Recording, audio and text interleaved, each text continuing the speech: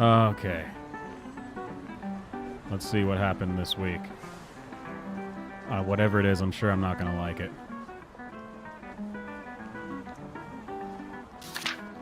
New Gen Z workers already burned out and disconnected. Fantastic. Gen Z workers are feeling burnout and stress on the job more than any other age group, new data finds. An estimated 91% of Gen Zers are reporting such stress, higher than 84% average, according to stats from an annual well-being survey by insurance giants Cigna. The stress has become unmanageable for 23% of the demographic, and 98% say they're feeling symptoms of burnout from their jobs. The laziest generation's getting burnt out on their jobs. I mean, you hardly work at all. Get out of here. A Gallup poll also finds that 54% of Gen Z are not engaged on the job. Wow. How can you be burnt out if you're not even doing your job? Slightly higher than generations past. More 2022 data from work management site Asana found that the youngest working generation disproportionately struggles the most with switching off from work. What does that even mean? Pretty sure all this is telling me is that you're a bunch of losers. All right, let's see what else we got this week. Upcoming Chinese restaurant Benny Chows called out for problematic concept. I'm sure this is going to be absolutely awful. I mean, I'm sure it totally is problematic. In the spring of 2021, Houstonian Isabel Proto-Martyr, and I have no idea how to say that, co-founded Have a Nice Day, an organization that promotes and supports Asian American and Pacific Islander chefs and their food in the wake of rising anti-Asian sentiment and violence across the country. What was the demographic that was perpetuating most of those crimes? Almost 2 years later, she was surprised to hear that local restaurateur Benjamin Berg, who is white, is opening a Chinese restaurant called Benny Chows. Actually, that's awesome. Dude, what a smart name. I would definitely eat there. When I saw these headlines, it just felt like a step backwards. Proto-Martyr says. The restaurant in question is the latest concept by Berg Hospitality, which operates popular Houston restaurants such as B&B Butchers, BB, blah, blah, blah. On January 26th, the restaurant group announced a spring 2023 opening for Benny Chows on Washington Avenue via a press release, which mentions it will serve elevated Cantonese eats and clever dim sum. Well, I think it's clever just from the name, Benny Chows. I love it. I wanted to bring an ingredient-driven approach to the American Chinese food I grew up eating, but with top-notch service and a vibrant atmosphere, Berg stated in the release. Huh, I like it. I'm not seeing what's problematic about it. Benny is a nickname for him. It's a nod to him, and Chows is obviously not his last name. Oh, well, thank you for that. Josh DeLeon, who's with these names, owner of Underground Creamery, adds that Berg is, quote, playing with words with something he shouldn't be playing words on. They both say they had experiences growing up like many other people of Asian descent, such as being made fun of for their food. Well, this is the opposite. This is a white guy who likes Chinese food. Nick Wong, who was the head chef of UB Preserve until it closed last year, well, I already don't value your opinion in business then, points to other instances in the food world where an Asian name makes sense for a concept. He uses P.F. Chang's as an example, whose co-founder is Philip Chang, and Mr. Chow, a restaurant chain founded by Michael Chow.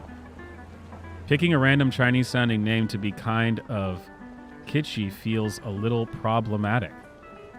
Okay. Reading the rest of this article is just... We're going nowhere fast. Let's see what else we got this week. Biden's ambassador to Afghanistan apologizes following backlash over black girl magic tweet. That is a hell of a headline. On Thursday, I'm not going to try to say this. Charge de... Yeah, I don't know. I'm not going to say that. I'm just a white man. Of the United States mission to Afghanistan. Oh, come on. Let's get to the good stuff. The tweet, which has been deleted, was widely criticized as tone deaf over its apparent lack of empathy for the plight of Afghan women. She says, sometimes our best intentions go awry because we haven't listened enough or don't truly understand others' lived experience. My efforts to celebrate courageous African Americans this month fall. I think she meant fail. Fail in that category. I apologize to any and... Oh, no, I guess followers too. Any and all who I've offended or hurt. Oh, come on. What's the original tweet? We got to see the original tweet. Is it so offensive that they won't even include it?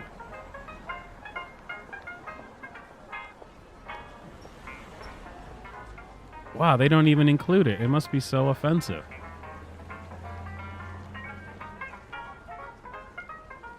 Well, this is disappointing. I wanted to hear about black girl magic and Afghani women.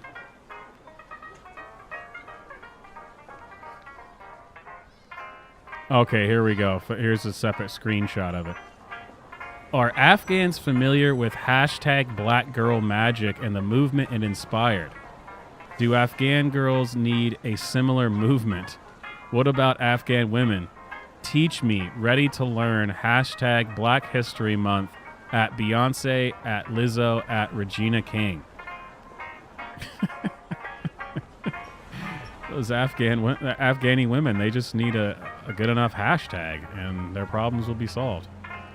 Fantastic. Can more Harry Potter ever be okay? And we're still talking about Harry Potter. The release of the controversial Hogwarts Legacy game has revived a never quite dormant firestorm of opinions over J.K. Rowling and the fate of the universe she created. Rowling, once seen as a vanguard of progressive idealism, has spent most of the past half-decade forging a new reputation as the world's most famous transphobe. She's still a far-left liberal, guys. I don't know what you're talking about. And a ridiculous raving feminist, but okay. Rowling's name is now synonymous with TERF, trans exclusionary radical feminism, or the belief that trans women aren't women, that biological sex is the only factor that determines someone's gender. I can't believe it. It sounds to me like, no, it's not okay. We need to stop Harry Potter. Just stop it. It's over, guys. Go home. Another article about Harry Potter. They need to stop talking about this. All right, next up. Let's see.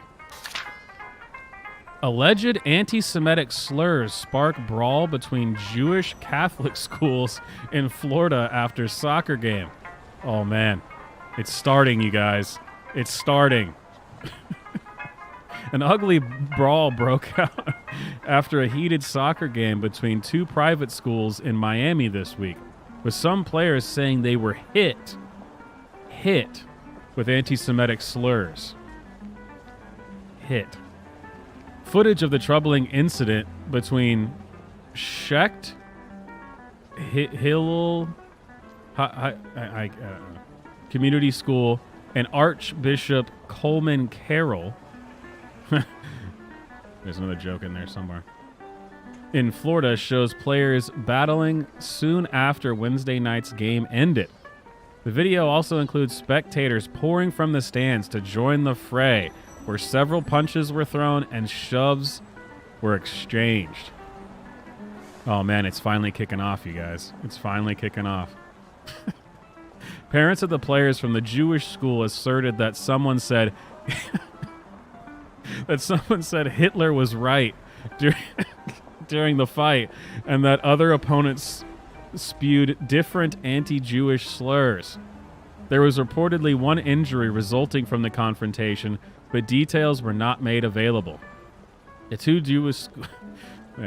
two religious schools issued a joint statement after the video of the fight, and the accusations of anti-Semitism began circulating online. The Archdiocese of Miami and Sheikh...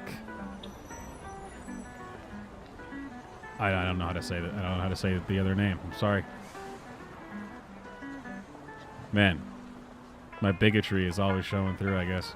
Sheikh something have zero tolerance for any kind of aggressive language and behavior, anti-Semitism, or hate of any kind, the school says. We are thankful for the faculty of both schools who immediately managed the situation with care and concern for the students.